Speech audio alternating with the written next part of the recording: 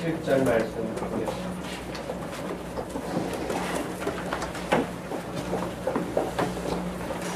로마서 1장 1절에서 7절 말씀.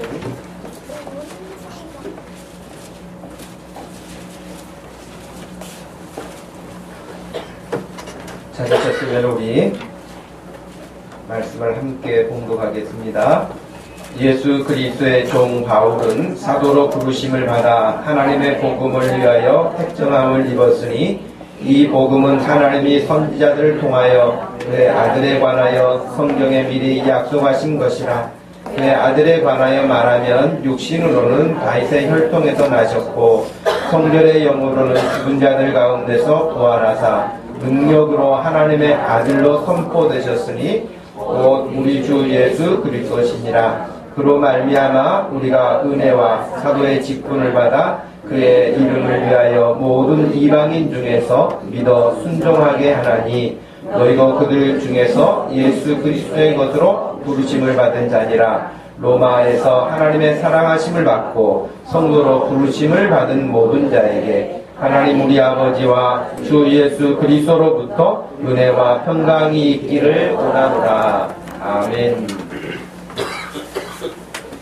성탄을 함께 맞아서 예배하는 여러분들에게 7절 말씀과 같이 하나님 우리 아버지와 주 예수 그리스도로부터 임하는 은혜와 평강이 충만하기를 축원합니다.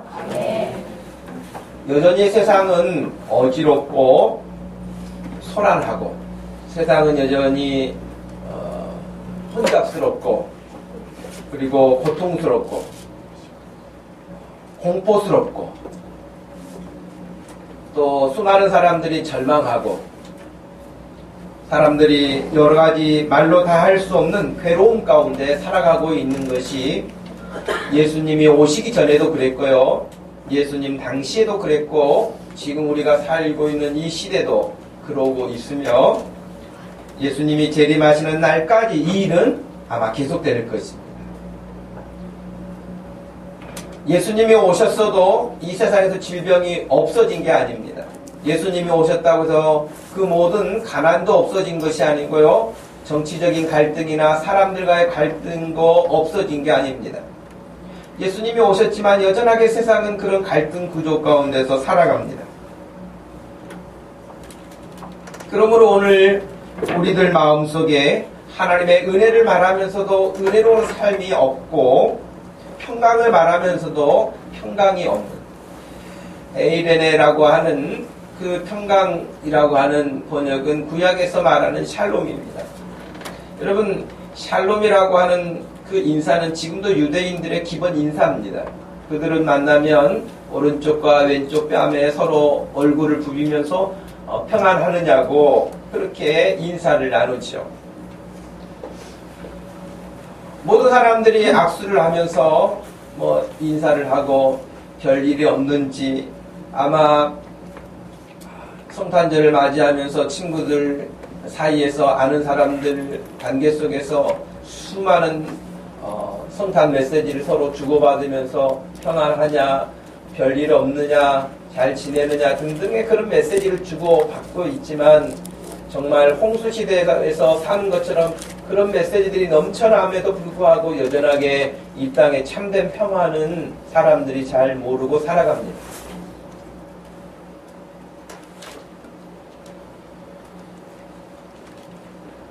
사람들이 그렇게 평강이 없는 가장 큰 이유와 근본적인 이유는 죄라고 성경에서 누누이 우리에게 가르칩니다. 사람이 돈이 없어서 평화가 없는 사람 혹은 평강이 없는 사람도 있어요. 어떤 사람은 자기가 원하는 소원대로 되지 않아서 마음에 평강이 없는 사람도 있어요. 어떤 사람은 질병 때문에 그럴 수도 있고요. 어떤 사람은 정말 절망할 수밖에 없는 큰 시련을 당해서 그런 마음에 평강이 없는 사람이 있어요. 다른 사람들은 다 웃고 떠들어도 그럴 수 없는 사람들이 지구촌에 얼마나 많습니까? 우리 주변에 얼마나 그런 사람들이 많이 있습니까? 그러니 평강을 말할 뿐이지 평강이 없어요. 그런데 그러한 모든 평강의 가장 큰 장애물은 바로 죄라고 하는 것입니다. 그 죄 때문에 사실은 예수님이 오신 거 아닙니까? 그 그 죄 때문에 예수님이 고난당하신 거 아닙니까? 그 죄 때문에 예수님이 처절하게 십자가의 죽음을 당하신 거 아니겠습니까? 그 죄 때문에 결국에는 여전히 이 땅의 사람들이 고통스러워하며 사는 것입니다. 사람들이 고통하게 된 가장 근본적인 것은 그 죄 때문에 하나님과의 관계가 망가졌고 끊어진 그 이유가 바로 그것입니다. 하나님과의 관계가 정상인데 고통스러운 사람은 없습니다. 비록 고통스러운 환경이 온다 할지라도 그 고통을 통해서 하나님이 일하시는 것을 알고 있기 때문에 절망하거나 그 고통에 갇혀 살지 않습니다. 그러나 하나님과의 관계가 끊어져 버리면 이 고통이 왜 온지도 알 수 없고 그 고통을 이겨내려고 발버둥을 쳐보지만 여전하게 하나 벗어나면 또 하나, 또 하나 벗어나면 또 다른 것들이 찾아와서 그 고통스러움을 더욱 가중시키는 것이 우리들의 인생이라고 해야 할 것입니다. 바로 그것 때문에 예수님이 오셨습니다. 근데 오늘 말씀을 보면 1절 말씀에 예수 그리스도의 종 바울은 사도로 부르심을 받아 하나님의 복음을 위하여 택정함을 입었다라고 말을 했는데 예수 그리스도의 종 바울은 그렇게 말합니다. 여러분 세상에서 누구도 종으로 살기를 좋아하는 사람은 없을 겁니다. 노예로 살고 싶은 사람이 누가 있겠어요? 요즘에 우리 사회에서 흔히 말하는 갑질 논란이 있지 않습니까? 누가 을이나 병으로 살고 싶겠습니까? 갑이 되어서 살고 싶어 하겠죠. 누가 권력자의 지시를 받으면서 그렇게 시키는 일만 하면서 살고 싶겠습니까? 권력을 자기가 잡고 다른 사람을 그렇게 다스리고 싶어 하는 것이 세상의 이치 아니겠습니까? 누구도 종을 자랑스러워하지 않습니다. 특별히 바울이 지금 로마 교회 성도들에게 이 편지를 보낼 때에 그 당시에 로마 사람들의 최고의 자랑은 예수님이 아니었습니다. 그들의 최고의 자랑은 철학이었습니다. 그들의 최고의 자랑은 지성이었습니다. 그들이 자랑하고 자부심을 가지고 있는 철학, 자기들의 이데올로기, 자기들의 어떤 가치관, 이것들이 최고의 것이라고 여기면서 자랑스럽게 살고 사실은 어찌 보면 그런 것들을 가지고 서로 거드름을 피우면서 살았는지 모릅니다. 책을 좀 많이 읽었다, 공부를 좀 많이 했다, 이런저런 어떤 좋은 환경을 가지고 있다, 그런 것들을 전부 다 가면처럼 쓰고 나와서 그것이 마치 자기 자신인 양 그렇게 살던 시대 아닙니까? 그때도 물론 그랬고 지금도 그런 것은 마찬가지일 겁니다. 사람들은 자기 자신을 잃어버리고 자기가 가지고 있는 어떤 그거, 배경이 됐던 그것이 어떤 세상의 자랑거리가 됐던 그것을 앞세워서 그것이 마치 자기 자신인 것처럼 착각하고 살고 그것에 속아서 사는 경우들이 허다합니다. 그런데 여러분, 사도 바울은 자기가 예수 그리스도의 종이라고 아주 당당하게 말합니다. 우리가 종이라고 하는 이 표현이 어찌 보면 종이라는 말도 그렇게 썩 어감이 반가운 어감은 아니지만 더 여러분 본질적으로 번역하면은 노예 아닙니까? 종은 노예입니다. 나는 노예입니다 라고 그렇게 누가 자기 자신을 드러내기를 원합니까? 그런데 바울은 그렇게 자기 자신을 자랑스럽게 나는 예수 그리스도의 노예다, 나는 예수 그리스도의 종이다 라고 말하는 사람이었습니다. 여러분, 이전에 바울 사도도 예수님을 만나기 전에는 세상 사람들이 일반적으로 좋아하는 거 다 좋아했습니다. 그 자부심을 가지고 살았습니다. 내가 헬라 철학을 공부한 사람이고 내가 정말 이스라엘 사람 중에서도 이스라엘의 핏줄을 타고난 사람이고 우리 가문이 이런 가문이고 내가 이런 공부를 했던 사람이고 등등등 얼마든지 자기도 자랑할 것이 많은 사람이라고 말했습니다. 그런데 예수님을 딱 만나고 난 이후에 그의 삶은 완전히 달라졌습니다.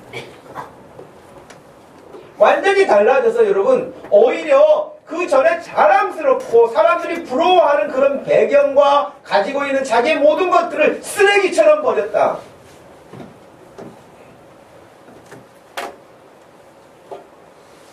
쓰레기처럼 버리는 그 이유는 단 한 가지.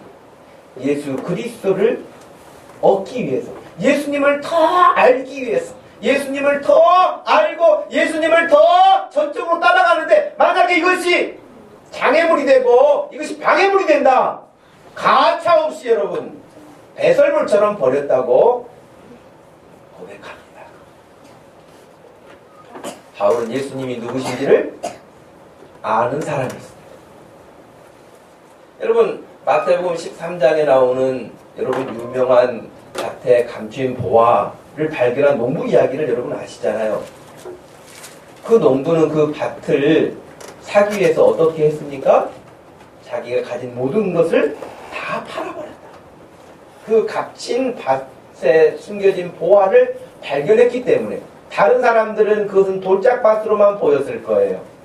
저 밭에서 농사에서 뭘 얻을 수 있을까 했을 거예요. 그러나 그 밭에 숨겨진 보화를 발견한 농부의 눈은, 농부의 마음은, 농부의 생각은 남들이 보는 돌짝밭이 아닙니다. 그것은 값진 보화가 숨겨져 있는 밭입니다. 사도 바울은 그 보화를 발견한 농부와 같은 사람. 극히 값이 나가는 진주를 발견한 그 진주 장사가, 자기도 진주를 파는 장사를 하고 사는 사람이에요. 진주를 판매하고 돈을 버는 사업하는 사람이에요. 그런데 어느 날 보니까 진주를 바라봤는데 자기가 가지고 있는 그 수많은 진주하고는 비교할 수 없는 값진 진주 하나를 발견하고 이 모든 진주를 다 팔아버리고 그거 하나를 구입하는 그 진주 장사와 같다 그랬어요. 이 사람은 진짜 값진 진주를 구별할 줄 아는 사람이었죠. 여러분, 구약에도 그래요. 여러분, 시편 한번 찾아보시면 좋겠어요. 시편 84편을 한번 보시겠어요? 시편 84편을 한번 보세요. 시편 84편 10절 말씀에서요 12절 말씀을 같이 한번 읽어보겠습니다. 주의 궁정에서의 한 날이 다른 곳에서의 첫날보다 나은즉 악인의 장막에 사는 것보다 내 하나님의 성전 문지기로 있는 것이 좋사오니 여호와 하나님은 해요 방패시니라. 여호와께서 은혜와 영화를 주시며 정직하게 행하는 자에게 좋은 것을 아끼지 아니하실 것임이니이다. 만군의 여호와여, 주께 의지하는 자는 복이 있나이다. 아멘. 그래요. 주의 궁정에서의 한 날이 다른 곳에서의 첫날보다 낫다. 악인의 장막에 사는 것보다 하나님 성전의 문지기로 사는 것이 낫다. 여러분, 사도 바울이 고백했던 내가 예수 그리스도의 노예로 사는 삶이 이 세상에 화려한 것들을 배경 삼아서 사는 것보다 비교할 수 없는 일이다 라고 고백하는 것입니다. 구약에서 또 이런 인물을 찾으라고 한다면 여러분, 모세가 생각나지 않겠습니까? 모세는 여러분, 왕으로서 얼마든지 큰 권력을 가지고 행사하면서 그렇게 살 수 있었던 사람인데 하나님의 백성과 고난받는 것을 즐거워했다고 했어요. 그는 하나님의 나라를 바라보고 가는 사람이었기 때문에 그랬습니다. 2015년 성탄 예배를 드리는 저와 여러분들이 사도 바울과 같이 예수 그리스도를 향한 우리의 마음이 나는 예수 그리스도의 영원한 종입니다. 나는 예수 그리스도의 영원한 노예입니다. 라고 자랑스럽게 말할 수 있는 확신 가운데 설 수 있기를 축복합니다. 여러분, 그런 믿음을 가지고 있는 자는 행복한 인생을 살 수 있죠. 뭘 많이 소유해서가 아니라, 인기가 많아서가 아니라 예수 그리스도 때문에 행복하게 될 줄로 믿습니다. 근데 그게 없는 사람은 여러분, 교회 다녀도 근심이요, 걱정이요, 염려요, 교회를 나와서 예배를 드리는데도 불구하고 전혀 하나님으로부터 오는 그런 은혜의 귀한 것들을 공급받지 못하는 경우들이 허다해요.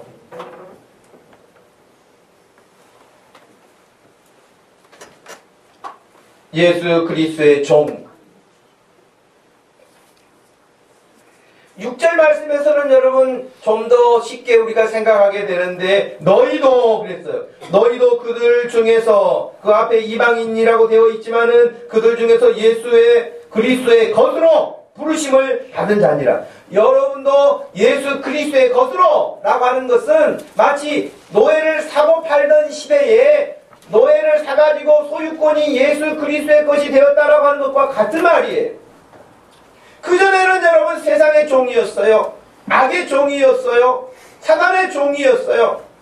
그러나 오늘 사도 바울은 내 자신도 그렇지만 지금 함께 예수 그리스도를 섬기고 있는 로마 교회 성도 형제 자매 여러분, 여러분들도 저와 같이 하나님의 것, 예수 그리스도의 것이라고 가르치고 있습니다.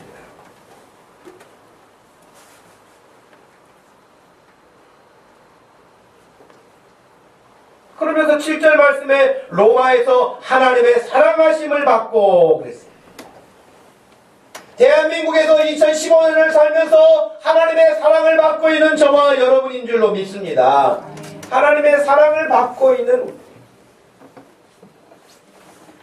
성도라고 하는 이름으로 부름을 받았습니다.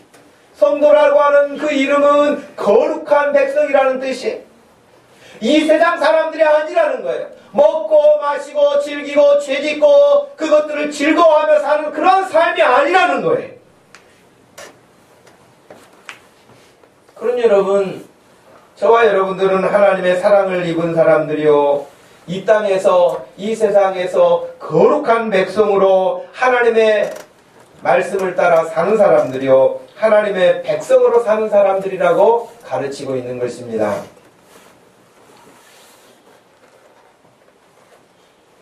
근데 오늘 여러분에게 꼭 다시 한번 들려드리고 싶은 것은 7절 말씀과 같이 하나님의 사랑하심을 받고 성도로 부르심을 받은 모든 자에게 하나님 우리 아버지와 주 예수 그리스도로부터 은혜도 평강도 있기를 원한다 하는 것입니다.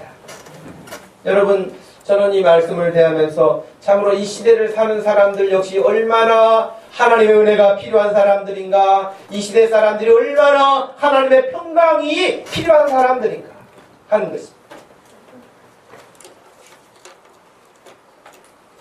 잠을 이루지 못할 만큼 불면증에 시달리고 근심과 고통과 걱정과 염려가 늘 짓누르는 그런 환경에서 벗어나지 못하는 사람들이 얼마나 많습니까? 이 시대에 수많은 사람들이 자살한다고 하는 우울증, OECD 국가에서 여러분 자살률이 1위가 되어 있는 대한민국의 형편이 전 세계에서 여러분 우리나라 사람들이 그렇게 자기의 생명을 스스로 끊을 만큼의 심각한 스트레스와 그런 짓눌림과 그런 고통 가운데 살고 있다는 사실이에요. 지금 저와 여러분이 살고 있는 대한민국이 그런 나라예요. 전 세계 수많은 나라들 가운데서 많은 사람들이 그런 고통스러움과 어려움을 이겨내지 못하고 스스로 끝내는 거예요. 그러니 예수 그리스도의 복음이야말로 대한민국에 가장 절실하게 필요한 것이고, 우리 주변에 이 예수 그리스도의 복음은, 예수 그리스도의 복된 소식은 이번 성탄절을 통하여서 더 많은 사람들에게 증거되어야 할 것이고, 더 많은 사람들에게 알려져야 될 것이고, 더 많은 사람들이 이 예수님 때문에 새로운 생명을 얻을 수 있는 그런 놀라운 새로운 생명의 역사가 일어날 수 있는 성탄이 되기를 소원합니다. 사람들이 숨을 쉬고 사는 것 보면서 살아있는 것이라고 할 수 없어요. 맛있는 것을, 비싼 음식을 먹고 산다고 해서 사는 거라고 할 수 없어요.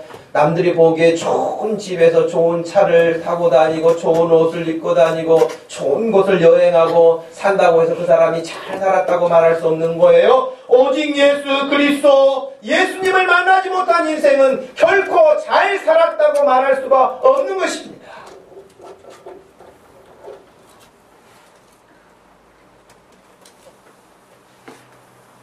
수많은 이 땅의 종교들과 수많은 사람들이 종교로 귀의를 하여서 자기의 인생을 거기에 맞춰 살고 복을 얻으려고 하고 평화를 얻으려고 하고 마음의 평강을 얻으려고 하고 자기의 고통스러움에서 좀 벗어나보고 싶어서 어떤 것을 찾고 실제로 여러분 지구상의 수많은 종교들이 그것을 줄 수 있다고 말합니다. 우리에게 와보세요. 마음이 평안합니다. 우리에게 와보세요. 이런 어려움이 고침받습니다. 우리에게 와보세요. 여러분 심령이 새로워집니다. 등등 수많은 이데올로기와 가치관과 종교들이 사람들을 그렇게 거리에서 부릅니다. 수많은 사람들이 그의 소리들을 듣고 따라갑니다. 그리고 진짜 그 사람들이 평화를 얻었다고 말합니다. 내가 그렇게 고통스러웠는데 해방됐다고 말하기도 합니다. 여러분 그러나 놀라지 마십시오. 그 모든 것들은 거짓일 뿐만 아니라 가짜일 뿐입니다. 마치 마약을 하는 사람들이 그것을 투여받고 기분이 너무 좋아가지고 다른 사람들은 다 근심하고 걱정하는데 혼자 기분 좋아서 업되어서 있는 사람이 그것이 환각 시간이 끝나면 그 밀려오는 고통을 견디지 못해서 또 그것을 붙잡는 것과 똑같은 것입니다.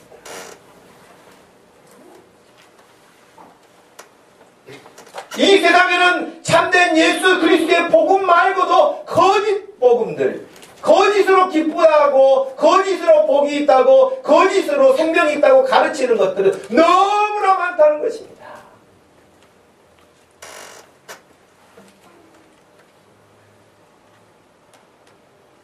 분명히 7절 말씀에서 우리에게 필요한 은혜와 평강, 그것은 예수 그리스도를 통해서만 온다고 말합니다. 하나님 아버지를 통해서만 온다고 말하고 있습니다. 이 말이 무슨 뜻일까요? 왜 하나님 아버지로만 예수 그리스도를 통해서만 우리에게 온다고 가르치고 있는 것일까요?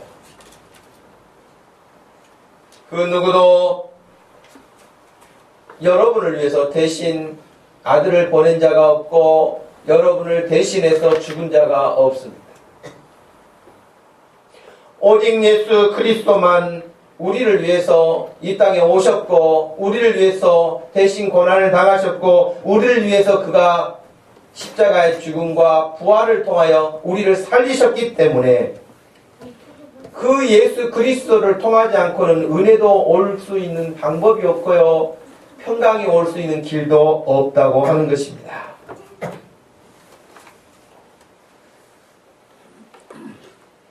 우리는 예수 그리스도의 은혜를 말하고 또 말하고 또 말하고 찬송하고 또 찬송하여도 갚을 수도 없고 그걸 다 헤아릴 수도 없는 하나님의 큰 은혜 앞에서 우리의 삶이 늘 점검되어지기를 원하고 이번 성탄을 맞이하면서도 이와 같은 하나님의 은혜와 평강이 저와 여러분의 삶 가운데 분명하게 자리를 잡아서 예수 그리스도가 오시어서 하나님과 깨어진 관계를 회복시키신 것처럼 사람들과의 관계에 깨어진 것들을 다시 회복시키신 것처럼 죄악의 모든 어둠의 장막을 물리쳐내고 거두어내신 것처럼 우리 주 예수 그리스도로 말미암아 모든 형제와 자매들 가운데 특별히 하나님과의 관계 가운데 더욱 복된 은혜의 자리로 나설 수 있는 하나님 앞에 나서는 일에 어떤 것도 장애물이 되지 아니하는 믿음의 세계로 여러분들이 더 진일보할 수 있는 성탄 되기를 축복합니다. 우리 주님께서 이 시간에 성탄 예배를 드리는 저와 여러분들에게 원하시는 바가 무엇일까요? 여러분의 이름 한 사람 한 사람을 부르면서 아무개야 너에게 참으로 내가 주는 그 은혜를 네가 알았으면 좋겠구나. 내가 너에게 주는 평강을 네가 알았으면 좋겠고 누렸으면 좋겠구나 라고 하는 것이 저는 우리 예수님의 마음이라고 확신합니다. 여러분의 마음에 힘들게 하는 게 뭡니까? 여러분의 마음을 복잡하게 얽히고 설키게 하고 있는 것이 무엇입니까? 여러분을 불안하게 하고 있는 것이 무엇입니까? 여러분을 염려 가운데서 움직이지 못하도록 붙잡아 놓는 것이 무엇입니까? 그것이 어떤 것이라 할지라도 우리 주님이 바로 그 여러분의 고민과 걱정과 불안해하는 그것 때문에 오셨고 또 그 근본의 뿌리가 죄에 있다는 사실을 알기 때문에 그 문제를 해결하셨고 그 예수 그리스도를 여전히 붙들고 우리 주님께 의논하고 우리 주님 앞에 그 사실들을 다 고백하면서 주의 도우심을 구할 때에 주님은 외면하신 적이 역사상 한 번도 없었으며 지금도 없으며 앞으로도 그런 일은 없을 것입니다. 여러분 적극적으로는 히브리서에서 은혜의 보좌 앞에 담대히 나오라고 우리에게 초청하고 있습니다. 이번 성탄절을 통해서 우리 주님을 마음껏 여러분들이 누리시기를 바라고 환영하시기를 바라고 기뻐하시기를 바라고 예수님 때문에 여러분의 삶이 다시 재조정되어서 여러분 가끔 이렇게 스마트폰이라든지 컴퓨터라든지 어떤 기계 작동할 때 특별히 전자제품 같은 경우는 하다가 에러가 나는 경우가 있어요. 그때 여러 가지 조치가 있는데 그런 것들 가운데 하나가 뭐냐면 리셋하는 거예요. 다시 온 상태로 복구시켜가지고 처음부터 다시 시작하는 가동하도록 하는 거예요. 이번 성탄절이 여러분의 분주한 모든 삶 가운데 있었던 모든 생활들을 예수 그리스도로 다시 리셋할 수 있는 시간이 되기를 바랍니다. 예수 그리스도로부터 출발할 수 있기를 바라고 예수 그리스도와 함께 하기를 바라고 예수 그리스도를 통해서 우리에게 부어주신 하나님의 값없이 주신 구원의 놀라운 선물들을 여러분들이 풍성하게 받으셔서 그것을 베풀고 나눌 수 있는 복된 인생 되기를 주님의 이름으로 축복합니다. 기도하겠습니다. 하나님 아버지 고맙고 감사합니다. 우리 주 예수 그리스도의 오심을 환영하고 감사하고 찬송드리고 영광을 드리고 경배합니다. 하나님 아버지 우리가 무엇이라고 우리를 향하여 그 아들 예수 그리스도를 보내신 하나님 아버지의 사랑이나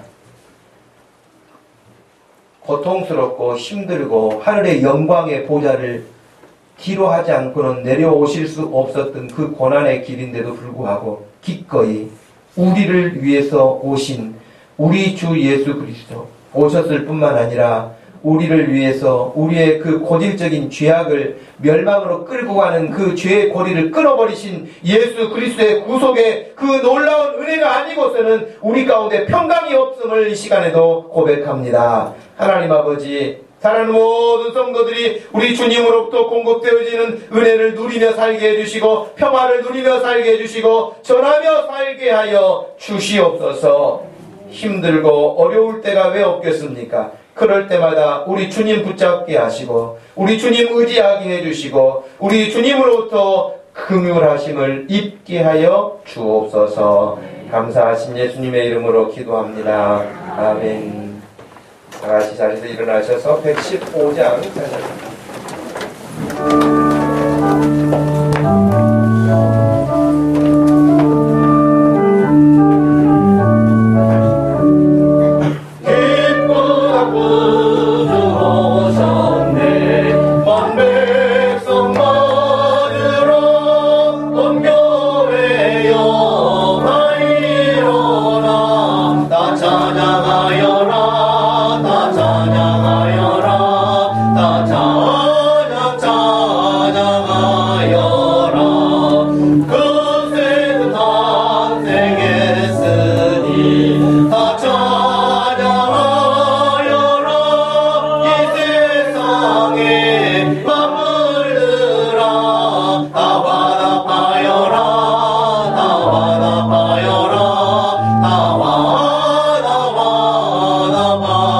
나와라